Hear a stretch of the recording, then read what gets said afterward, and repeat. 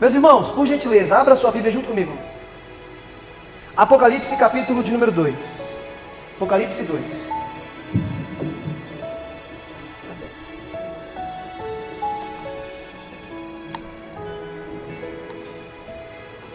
Apocalipse, capítulo de número 2, verso de número 18. Acho que ninguém vai ter dificuldade em achar esse livro, né? Último livro da Bíblia. Se fosse um Sofonias, tudo bem, né? Mas Apocalipse eu creio que todo mundo consegue encontrar facilmente. Meus irmãos, Apocalipse capítulo 2, verso 18. O texto que eu vou ler diz assim: E ao anjo da igreja em Tiatira, escreve essas coisas e diz: O Filho de Deus, cujos olhos penetra a alma como labaredas de fogo, cujos pés são como bronze reluzente. Eu conheço as tuas boas obras, a tua generosidade com os pobres, as tuas dádivas, o teu serviço a eles. Conheço também o teu amor, a tua fé, a tua paciência, e que vocês estão trabalhando mais agora do que quando começaram. Todavia, eu tenho contra vocês: vocês estão permitindo aquela mulher Jezabel, que se chama a si mesmo de profetisa, ensinar os meus servos que o pecado do sexo não é questão grave. Ela os instiga a praticar imoralidade e comer de carnes sacrificadas a ídolos. Eu dei tempo a ela, para que ela mudasse a sua mente e a sua atitude. Porém ela se recusou a se arrepender da sua prostituição. Eu prostrarei ela doente em cima de uma cama, em uma tremenda aflição, juntamente com todos os seus seguidores imorais, a menos que eles se voltem para mim novamente, arrependidos junto com ela. Eu ferirei de morte todos os que seguem ela, e todas as igrejas saberão que eu sou aquele que sonda a profundeza do coração de todos os homens. Eu darei a cada um de vocês aquilo que vocês merecem. Quanto ao restante de vocês em Tiatira, que não seguiram os falsos ensinos, conhecendo as verdades profundas de Satanás, não pedirei a vocês nada mais do que eu já pedi. Tão somente sejam firmes naquilo que vocês receberam, até que eu venha. Aquele que vencer e permanecer firme até o fim, fazendo as coisas que me agradam, eu darei poder a ele sobre as nações. Vocês governarão com vara de ferro, tal como meu pai me deu autoridade para governá-las. E elas serão esmigalhadas como vaso de barro, quando quebrado aos seus pés. Assim também eu recebi de meu pai, e darei a vocês a estrela da manhã. Quem tem ouvidos, ouça o que o Espírito diz às igrejas. Amém? Parabéns, isso mesmo. Não feche a sua Bíblia, permaneça com ela aberta justamente no texto que lemos. Para mim, na noite de hoje, recai sobre os meus ombros uma missão nada fácil e não agradável: trazer uma exposição à Igreja de Deus, que está registrada em um dos livros, se não o livro menos lido, menos estudado e menos meditado pela igreja. Geralmente, os cristãos fogem de ler esse livro e estudá-lo por conta de tudo que está contido nele. Todas as calamidades, as catástrofes, as mazelas finais que Deus derramará na terra dos homens nos últimos dias. E muitos cristãos falam: não quero ler, me dá arrepio, me dá comichão, me traz medo. Mas, meus irmãos, quando o nosso querido apóstolo João recebe todas essas revelações, nós precisamos lembrar que ele é um prisioneiro político em uma ilha vulcânica do Maregeu, a ilha de Patmos. Ele é um ancião, velho, com o corpo corpo surrado, preso como inimigo de Roma, como agitador das multidões, como líder de uma seita chamado Caminho, ou cristão. E quando ele recebe essas revelações, tem um detalhe crucial e importante que você precisa entender. Ele é o último apóstolo de Cristo vivo. Todos os demais apóstolos já haviam sido mortos, e todos pelo viés do martírio, ou seja, assassinado por não negar a Cristo. Sozinho, excluído da sociedade, muito provavelmente preso em uma gruta, um buraco cavado na rocha.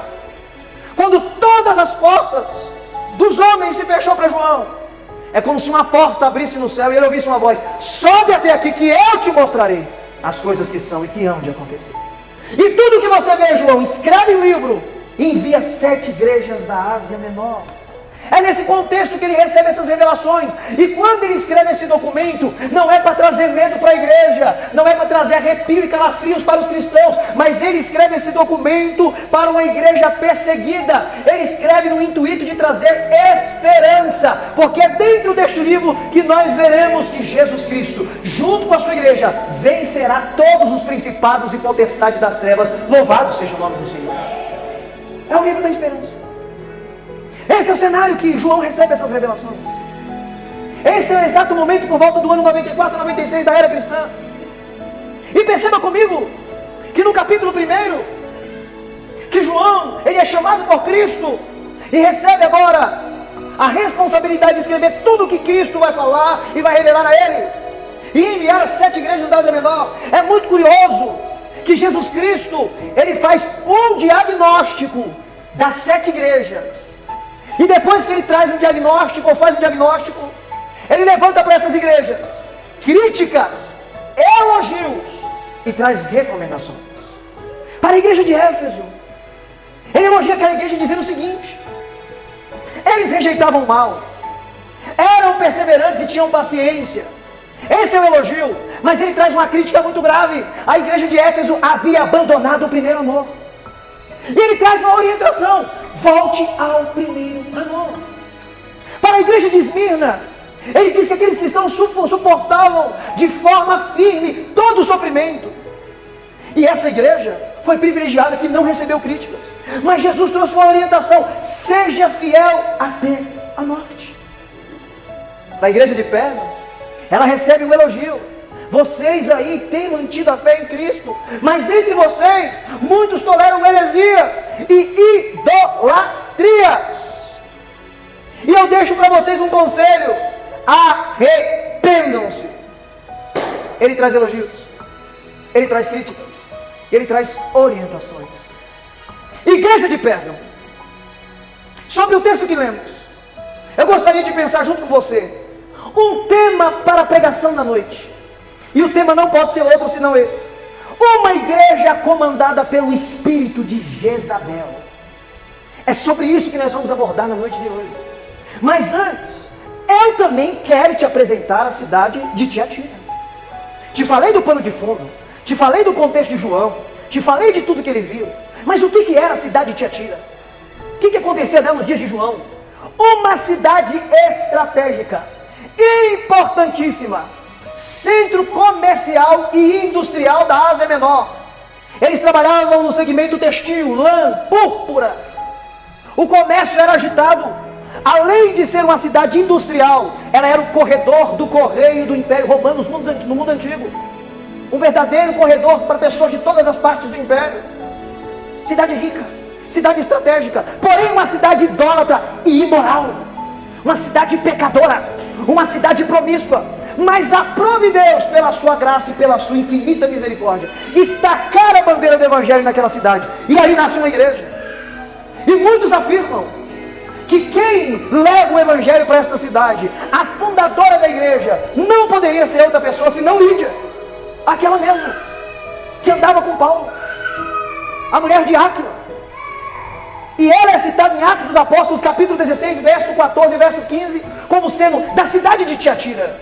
E daqui vem essa possibilidade, que ela fundou essa igreja. Ao certo não sabemos quem é o fundador da cidade, da igreja. Mas o que sabemos é que lá tem um povo de Deus, que ouviu a verdade, que se converteu, que está buscando seguir o caminho do Senhor, mas agora, dentro da igreja, no meio do povo de Deus, Cristo olha e vê uma série de problemas que precisam ser corrigidos. E agora eu gostaria que você olhasse para o texto junto comigo e notasse o verso de número 18. Após Jesus falar, escreve ao anjo que está em Tiatira, o líder, um pastor, e diz: eu sou o Filho de Deus, e os meus olhos são como chamas de fogo, que penetra a alma e o coração dos homens. Isso aqui é extraordinário. Isso nos traz um alerta importantíssimo. Porque aquilo que pastor Williams não vê, Jesus vê. Aquilo que o seu papai e sua mamãe não vê, Jesus viu. Aquilo que sua namorada não viu, Jesus viu. Aquilo que o seu marido não viu, sua mulher não viu, Jesus viu, porque eles são dos nossos corações. E o fato dele sondar corações, ele enxerga até aquilo que está oculto, que ninguém sabe, que você nem pôs para fora, porque ele te assiste. Ou você acha que Jesus só te vê quando você está na igreja? Desde o momento que você levanta de manhã até a hora que você deita para dormir, Jesus está te contemplando, está te observando, Ele está sondando o seu coração. Por isso que nós sempre pregamos que o lugar mais fácil para ser cristão é dentro da igreja. Mas nós mostramos para os céus, para os principados, para potestades, que nós somos crentes, é quando nós estamos trancados dentro do quarto sozinhos. Ali você mostra que realmente você é crente. Quando ninguém está te vendo, só o Senhor está te assistindo. Ele sonda os nossos corações. Ele nos assiste, Ele nos contempla. E Ele não apenas assiste e contempla os nossos atos de injustiça e de pecaminosidade, como no verso de número 19, que é a sequência do texto, fica claro que Ele também conhece as nossas obras. E agora as obras aqui do verso de número 19, são as obras de justiça que eu e você fazemos em prol do Evangelho, do Reino, em benefício do próximo. Isso é extraordinário. Porque Ele vê quando eu e você falhamos, até no oculto. Mas Ele também vê quando eu e você estamos trabalhando no reino para a glória de Deus e ninguém está vendo. Porque muitos desejam o episcopado, trabalhem na igreja, trabalhem no reino. E diz o apóstolo que quem deseja trabalhar no reino de Deus, boa obra deseja, parabéns, seu desejo está certo. Só que muitos têm essa pretensão em trabalhar, em cantar, em pregar, em tocar, em servir, mas a projeção às vezes é errada. Quer fama? Quer aparecer? Quer status? Quer aplauso? Quer tapinha no ombro e nas costas? Motivações erradas. Servir ao reino é se humilhar para que Cristo seja glorificado através da sua vida. Lembre-se, você que serve no reino de Deus trabalhando, você não está fazendo obras para homem. Você não está servindo os seus pastores, você está servindo o sumo pastor, Jesus Cristo de Nazaré. Por isso jamais faça a obra de Deus relaxadamente ou para buscar e satisfazer as suas pretensões pessoais. Ministério é para a glória de Deus. Independente se você seja o melhor cantor de ouro fino, se você seja o melhor pregador do Brasil, se você seja o melhor músico, o melhor diácono, o melhor pregador, independente, tudo é para a glória de Deus. Até porque isso não é meu. Esse dom de pregar é de Deus. E se eu não usar da maneira certa, Ele vai requerer cobrar de mim. Então eu tenho que usar para a glória do nome dEle, para a edificação da igreja. Nós precisamos entender que as dádivas que Deus distribui aos santos, aos cristãos, é para a edificação das nossas próprias vidas. Por isso que dentro da igreja não pode ter ciúme ou inveja de fulano que canta, mas eu não canto, fulano prega, mas eu não prego, fulano toca, mas eu não toco. Mas você recebeu um dom e uma dádiva que não foi a mesma que ele recebeu, e você deve usar para a glória de Deus. E deve louvar a Deus, porque Deus deu aquele dom para ele, e através daquele dom você também é edificado. Ele conhece as nossas obras. No verso de número 19, ele diz que aquela igreja era a igreja que tinha amor. Eu não vou entrar aqui nos pontos do amor. Amor amigo, filéio, amor ágape, amor incondicional, amor eros, amor, não vou entrar nisso. Vamos falar do amor cristão. Gente, olha as palavras do bom mestre. Conhecerão que vocês são os meus servos, se amardes uns aos outros. Meus irmãos, nós proclamamos e gritamos aos quatro ventos que nós somos o povo do amor, o caminho do amor. Mas será que nós estamos na prática, dia a dia, vivendo este amor? Isso é para todos nós. Todos. É muito curioso que esses dias eu estava meditando. Quantas vezes nós pedimos a Deus oportunidades para na prática viver o Evangelho? Para que Ele crie situações, para que eu possa viver o Evangelho, exercer o Evangelho. E nós pedimos em orações, e às vezes Ele manda as oportunidades, e nós deixamos passar. Você já ouviu falar em pecado de omissão? O que é isso? A Bíblia diz que quando você pode fazer o bem para alguém, você não faz, você peca. E quantas vezes nós vemos oportunidades claras, que eu podia ser um instrumento de Deus, para servir meu irmão, servir meu próximo, e eu deixei passar. Não exerci o amor. Essa era uma igreja que tinha os seus problemas, mas eles amavam uns aos outros. O que faltava na igreja de Éfeso, eles tinham. A igreja de Éfeso tinha naufragado, tinha perdido o primeiro amor, tinha os seus problemas, mas eles ainda viviam o amor cristão. Irmãos, é que essa conversa fiada falar para mim que ser crente é fácil, não, porque não é. Não é fácil não. Primeiro que você tem que negar todo dia o Adão e a Eva que está aí dentro, suas vontades. Isso já é extremamente difícil. Se não fosse o Espírito Santo aqui, ninguém conseguia. Ninguém. E o apóstolo Paulo diz que nós devemos suportar uns aos outros. Eu sei que eu sou difícil de lidar. Sou cheio de defeito. Posso decepcionar você, magoar você, assim como você também pode fazer tudo para mim. Mas o texto ensina que eu tenho que te suportar e te amar. Não pode ter birrinha dentro de igreja. Não pode ter panelinha, mas é o povo do amor. E se nós somos uma família, os problemas em família resolvidos em família.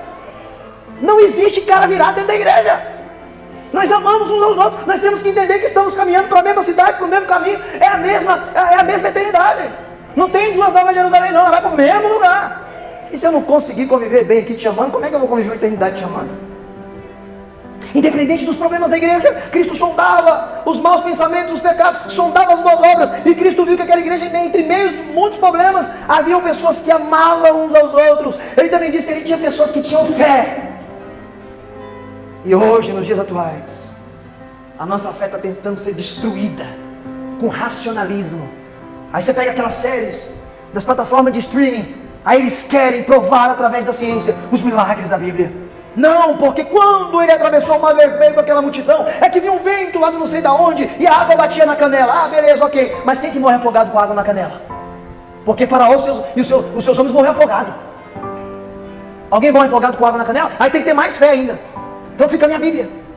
Eu tenho fé para acreditar no que está escrito. Inimigos da Bíblia, inimigos da fé, inimigos do Evangelho. Muitos cristãos, ou que se dizem cristãos, já nem acreditam mais no impossível, no milagre de Deus. E onde eu tenho passado pregando, eu tenho falado isso para a igreja. Eu não quero viver de testemunho, eu quero continuar vendo milagres. Nem que eu tenha que orar como profeta: Senhor, faz de novo como fizestes no passado. Faz de novo, Senhor. Mas eu creio que o Senhor ainda faz milagres. Eu creio que Ele ainda faz milagres. Bem-aventurados são aqueles que não viram, mas creram. Isso é a fé. A fé é o firme fundamento das coisas que se esperam e a prova das coisas que não se vê. É isso que o escritor de Hebreus ensina. Você tem que ter fé que Cristo ainda opera milagres, Cristo ainda transforma, Ele ainda faz o impossível. Nós precisamos ser o povo do amor, precisamos ter fé. E esta igreja perseverava. O que é perseverar? É não deixar a peteca cair. Não importa a situação. O meu foco é para frente. O apóstolo Paulo deixou claro: eu deixo as coisas do passado para trás, Filipenses, e prossigo para frente para o meu alvo, que é Cristo Jesus. Esquece o que passou. É passado. O seu foco é Cristo. É a nova Jerusalém. Mas eu estou enfrentando dificuldades, estou enfrentando problemas, eu tenho enfermidades. Não deixe a peteca cair, continue perseverando. Olha você aí, em meio de um monte de problema, você está aí, porque o Espírito Santo está te ajudando. Você está aí. Depois do que nós passou aí na pandemia, você ainda duvida que foi o Espírito Santo que te guardou e te guiou até aqui? Ele vai te ajudar. Ele vai te ajudar. Aquele que começou a boa obra na sua vida, Ele é fiel para sustentar até aquele grande dia. Quem te chamou não foi homem, foi Deus. Quem te escolheu não foi homem, foi Deus. Ele te dá força para você perseverar. E esta igreja, em meio a muitos problemas, olha que extraordinário, eles estavam trabalhando mais agora do que quando começou. Estava na contramão, que geralmente o povo começa trabalhando muito e com o tempo vai estagnando e vai parando. Aqui não, eles começaram bem e agora estavam fazendo mais obras ainda. Porém, tinha trabalho. mas eles estavam aceitando algumas coisas que não eram para ser aceitas dentro da igreja, ou na convivência com o cristianismo. Preste atenção comigo. Dentro de uma mesma igreja, é a mesma, tem pessoas que exercem o amor cristão, tem pessoas que têm fé, tem pessoas que perseveram, tem pessoas que trabalham pelo reino, trabalham para a glória de Cristo, mas dentro dessa mesma igreja, do verso 20 ao 23, tinha uma falsa profetisa, que aqui Jesus Cristo coloca um símbolo nela de Jezabel, apontando lá para o Velho Testamento, para o livro de Reis, a mulher de Acabe, que perseguia o profeta Elias. É um símbolo, é uma mulher que surge no meio da igreja, e ela surge ensinando uma heresia miserável. E o pano de fundo, segundo o mestre Hernandes, é este: a cidade é uma cidade envolvida com comércio, e muitos cristãos, como Lídia, mexia com púrpura e com lã, e segundo os melhores historiadores, eles faziam festas e reunia os ricos comerciantes da cidade, e muito cristão estava no meio. Mas no final dessas festas, regrada a bebida alcoólica, regrada a carne oferecida a ídolo, no final eles se deleitavam em promiscuidade, em imoralidade sexual. E esta falsa profetisa ensinou o seguinte para muitos da igreja: para você não perder o seu comércio, para você continuar vendendo as suas peças de lã, a sua púrpura, participa disso tudo, vai para o meio, porque entre perder dinheiro e não participar, participa para não perder dinheiro, colocando dinheiro, colocando o trabalho acima dos princípios de Deus, acima da ética cristã. E a heresia que ela ensinava era tão grotesca, que chegava ao absurdo do seguinte: você só consegue vencer o pecado e dominá-lo se você conhecê-lo. Se você não conhecer o pecado, você não domina ele. Se você não conhecer as profundezas de Satanás, como está no texto, você não domina ele. Esta era a heresia que ela ensinava, e muitos acreditavam. Muitos não deram a mínima para o caráter santificado do verdadeiro cristão, e por conta do status social, por conta do dinheiro, por conta da profissão, abandonaram seus princípios e se entramaram no meio da imoralidade sexual e comiam comidas oferecidas a ídolos. Meus irmãos, meus irmãos, nos dias de hoje, que todo dia surge uma nova heresia, todo dia surge um ensino contraditório, ensinando a miséria daquilo que o corpo não tem nada a ver, como Cristo já morreu por todos os seus pecados, você pode viver uma vida à la vantê, a miséria da hipergraça, que para eles ensinar essa heresia tem que arrancar pelo menos quase todo o Novo Testamento da Bíblia. Um cristianismo sem arrependimento, um cristianismo que você cede a todos os desejos naturais e promíscuos da sua carne. Isso não é evangelho, isso não é nascer de novo, isso não é ser nova criatura. Eu citei aqui no começo do sermão: evangelho é negar a si mesmo todo dia, tomar a sua cruz e seguir a Cristo, é renunciar às minhas vontades, é renunciar aos meus prazeres. Eu sei que você se converteu, mas os seus hormônios não. Por isso que é uma luta diária, e você só está conseguindo pelejar e vencer porque o Espírito Santo te ajuda, Ele te dá graça. Não caia em vento de falsas doutrinas, não caia em heresias que te conduzam à perdição eterna. Você precisa conhecer o pecado para dominar o pecado. É mais ou menos aquela frase popular mentirosa que tem aqui no nosso país: você só aprende se você quebrar a cara. Se você não quebrar a cara, você não aprende. Se você não cair na lama, você não aprende. Você tem que cair para aprender. Mentira. Jesus não precisou quebrar a cara para aprender nada. Apóstolo Nil precisou quebrar a cara para aprender nada. Quando nós somos chamados para viver uma santificação, separados do mundo e se aproximando cada vez mais do nosso Redentor. Cristo te chamou para viver uma vida de santificação progressiva. Você sabe o que é santificação progressiva? Cada dia mais que você se afasta das práticas pecaminosas, mais perto de Cristo você está andando. E é aqui que você entende aquele texto de Pedro, quando o próprio Deus diz: sede santo como eu sou santo. É óbvio que ninguém consegue ser santo como Deus é santo. Então por que ele pede o que eu não posso fazer? O que ele quis dizer com isso? Deus, ele é totalmente separado do pecado, ele nunca habitou com o pecado. E o nosso pecado é como se construísse uma parede entre nós e nosso Deus que é santo. Então quanto mais você se afasta do pecado, mais em santificação você está vivendo e se aproximando de Deus. Seja santo como ele é santo, ou seja, seja separado do pecado como ele é separado do pecado.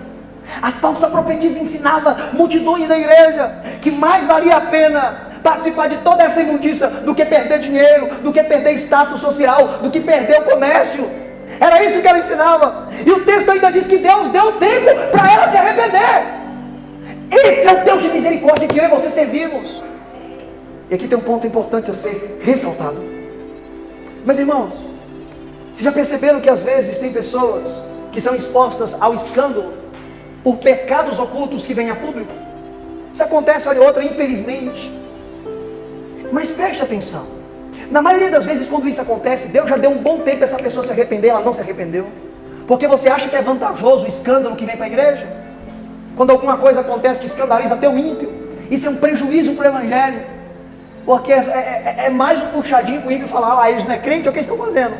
Olha o que eles aprontou. Mas para chegar ao ponto de um pecado oculto vir a público, Deus já deu muito tempo para essa pessoa se arrepender. E essa pessoa não se arrependeu. Porque na maioria das vezes, pessoas que vivem na prática do pecado encoberto, acabam cauterizando a sua mente, porque pensam o seguinte: eu estou fazendo e está dando certo, eu estou fazendo e ninguém descobriu, eu estou fazendo e está tranquilo, eu estou fazendo e estou em paz. Tome cuidado!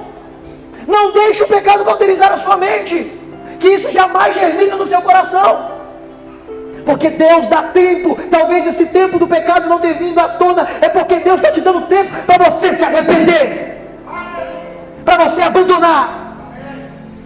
Porque Deus deu tempo para ela se arrepender, Deus deu tempo para os seguidores dela se arrepender, mas eles não se arrependeram. Então Deus diz: entrarei no meu juízo, entrarei na minha justiça, não apenas sobre ela que induziu o povo ao pecado, mas sobre aqueles que andaram com ela no pecado. E olha que curioso, Deus diz que vai lançar ela em uma cama, o mesmo lugar que ela se deitava para pecar na sua prostituição, era onde Deus vai tratar com ela, era onde Deus vai castigar ela. No mesmo ambiente em que ela se prostituía e negava a Deus e pecava contra Deus, é o lugar que Deus vai cobrar dela, porque ela não quis se arrepender. Os seus seguidores não quiseram se arrepender. Do verso 24 ao verso de número 25, a ideia que ela tinha mais implementada: você precisa conhecer as profundezas de Satanás para dominar Satanás. Heresia. A Bíblia é clara: resisti ao diabo e ele fugirá de vós. O diabo você resiste com o Espírito Santo e fixado na palavra.